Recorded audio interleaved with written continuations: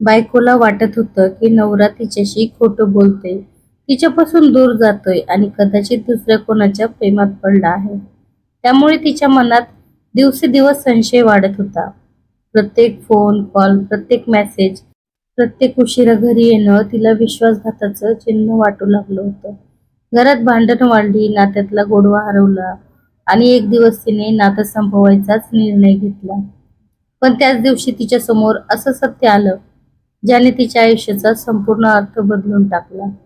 कारण ज्या गोष्टीला ती धोका समजत होती, ती प्रत्यक्षात तिच्यासाठी नवऱ्याने दिलेली सर्वात मोठी भेट होती. तो अनेक महिन्यांपासून अतिरिक्त काम करून पैसे साठवत होता. तिचे एक मोठं स्वप्न पूर्ण करण्यासाठी स्वतःची इच्छा, आराम आणि आनंदाचा त्याग करत होता. त्याने कोणालाही काही सांगितलं नव्हतं, कारण तिला आश्चर्याचा धक्का द्यायचा होता. पण त्या गुपितामुळे त्यांच्या नात्यात संशयाची भीत उभी राहिली आणि जेव्हा तिला त्याच्या मेहनतीची, त्याच्या प्रेमाची आणि त्याच्या त्यागाची खरी गोष्ट समजली, तेव्हा तिच्या डोळ्यातून अश्रूचा पूर वाहू लागला. कारण ज्या माणसावर ती आरोप करत होती, तोच माणूस तिच्या आनंदासाठी स्वतःचं आयुष्य झिजवत होता. त्या एका क्षणी तिला समजलं की संशय नातं तोडतो, पण विश्वास नातं वाचवतो. आणि अनेक गैरसमज, अश्रू आणि वेदनानंतर त्यांचं प्रेम पुन्हा नव्याने फुललं. सत्य समोर आल्यानंतर बायकोला स्वतःच्या वागण्याचा खूप पश्चाताप झाला. तिने नवऱ्याची माफी मागितली, पण तिच्या मनात एक प्रश्न अजूनही होता. इतकं सगळं सहन करूनही त्याने तिला सत्य आधी का सांगितलं नाही? त्या रात्री नवऱ्याने शांतपणे एक जुनी फाईल तिच्या हातात दिली. ती उघडताच तिचे हात थरथर कापू लागले. कारण त्यात डॉक्टरांचे रिपोर्ट, बँकेची कागदपत्र आणि काही पत्र होती, ज्यातून तिला समजलं की काही महिन्यापूर्वी नवऱ्यावर एक मोठं संकट आलं होतं. पण कुटुंबाला त्रास होऊ नये म्हणून तो एक एकटाच त्या लढाईच्या सामोरा गेला होता. त्याने स्वतःच्या वेदना लपवल्या, चेहऱ्यावर हसू ठेवलं आणि घरात कोणालाही काहीच कळू दिलं नाही. हे पाहून तिच्या डोळ्यातून अश्रू थांबेनासे झाले. कारण ज्या माणसाला ती दोष देत होती, तो माणूस स्वतः तुटत असूनही कुटुंबाला सांभाळत होता. पण तिला अजून माहिती नव्हतं की त्या फाईलमध्ये एक असं रहस्य दडलं होतं, जे त्यांच्या आयुष्यात पुन्हा एक मोठं वादळ घेऊन येणार होतं. फाईल हातात घेताच तिच्या डोळ्यातून अश्रू वाहू लागले. पण अजूनही तिला त्या फाईल मधलं सगळं सत्य समजलं नव्हतं. नवरा शांत बसला होता, जणू अनेक महिन्यापासून मनात दडलेलं ओझं आज उतरवणार होता. तिने एक एक कागद उघडायला सुरुवात केली. काही रिपोर्ट्स होते, काही बँकेचे कागद होते आणि काही पत्र होती. अचानक तिच्या नजरेसमोर एक कागद आला आणि तो वाचताच तिचा श्वास अडकला. त्या कागदावर लिहिलं होतं की काही महिन्यापूर्वी नवऱ्याची नोकरी गेली होती. ती थरथर कापू लागली. हे कसं शक्य आहे? ती रडत म्हणाली.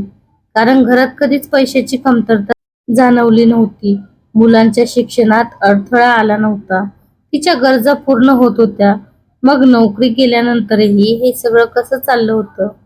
नवऱ्याने हळू आवाजात सांगितलं, मी तुला सांगितलं असतं तर तू घाबरली असतीस.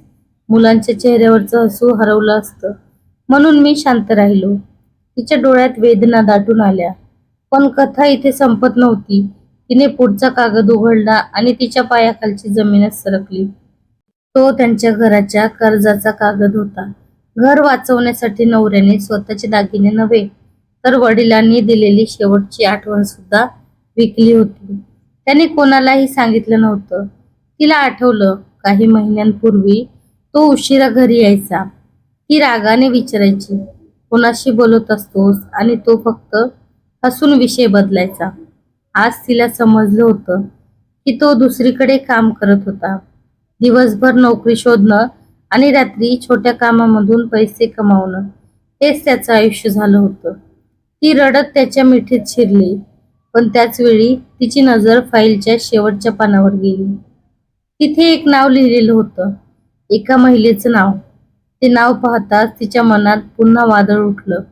ही कोण? तिने थरथरत्या आवाजात विचारलं. नवऱ्याच्या चेहऱ्यावरचं शांत हसू अचानक गायब झालं. काही क्षण खोलीत पूर्ण शांतता पसरली आणि मग त्याने जे उत्तर दिलं ते ऐकून तिचं संपूर्ण आयुष्य पुन्हा एकदा बदलणार होतं. ही कोण? तिचा आवाज थरथरत होता. त्या कागदावर लिहिलेलं नाव तिच्या मनात पुन्हा संशयाचं वादळ निर्माण करत होतं. नवरा काही क्षण शांत राहिला. त्याच्या डोळ्यात वेदना होत्या. शेवटी त्याने दीर्घ श्वास घेतला आणि म्हणाला, तुला खरंच जाणून घ्यायचं आहे का? तिने रडत रडत मान हलवली. नवऱ्याने फाईलमधून एक जुना फोटो बाहेर काढला. फोटो पाहताच ती गोंधळली, कारण त्या फोटोत एक तरुण मुलगी होती आणि तिच्यासोबत तिचा नवरा उभा होता. तिच्या डोळ्यात पुन्हा अश्रू आले. म्हणजे माझा संशय खरा होता, ती रडत म्हणाली. नवऱ्याने लगेच डोळे मिटले आणि हळू आवाजात म्हणाला, नाही, ही माझी बहीण आहे. क्षणभर तिचा श्वासच थांबला. बहीण? ती आश्चर्याने म्हणाली, हो, माझी सख्खी बहीण. अनेक वर्षापूर्वी घरातून रागाने निघून गेली होती. आई वडिलांच्या मृत्यूनंतर आमचा संपर्क पूर्ण तुटला. मी खूप शोधलं तिला, पण ती कधी सापडली नाही. काही महिन्यापूर्वी अचानक तिच्याबद्दल माहिती मिळाली. ती खूप मोठ्या अडचणीत होती. तिच्यावर कर्ज होतं. ती गंभीर आजाराशी झुंज देत होती. म्हणून मी तिची मदत करत होतो. तिच्या डोळ्यातून अश्रू वाहू लागले. मग मला का नाही सांगितलं? तिने विचारलं. कारण मला भीती होती. इतक्या वर्षांनी ती सापडली होती. तिची अवस्था पाहून मी स्वतः तुटलो होतो. मला आधी तिला वाचवायचं होतं. ती शांत झाली. तिच्या मनात अपराधीपणाची भावना वाढत होती. पण त्याच वेळी नवऱ्याच्या डोळ्यात पुन्हा अश्रू आले. पण आता उशीर झाला आहे, तो म्हणाला. म्हणजे? ती घाबरून म्हणाली. त्याने थरथरत्या हाताने एक पत्र तिच्या हातात दिलं. ते पत्र त्याच्या बहिणीचं होतं. पत्रात लिहिलं होतं, दादा, जेव्हा हे पत्र तुझ्या हातात येईल तेव्हा कदाचित मी या जगात नसेल. तू माझ्यासाठी जे केलंस त्याचं ऋण मी कधी फेडू शकणार नाही.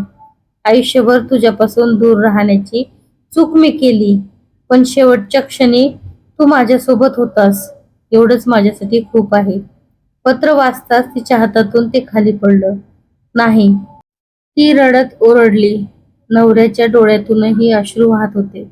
अनेक महिन्यापासून तो एकटाच हे दुःख सहन करत होता. पण त्याच वेळी पत्राच्या शेवटच्या ओळीकडे तिची नजर गेली आणि ती ओळ वाचून ती पूर्णपणे स्तब्ध झाली. कारण तिथे लिहिलं होतं, दादा, माझ्या मुलीची जबाबदारी आता तुझ्यावर आहे. तर कशी वाटली कथा नक्की कमेंट करून सांगा. भेटूया.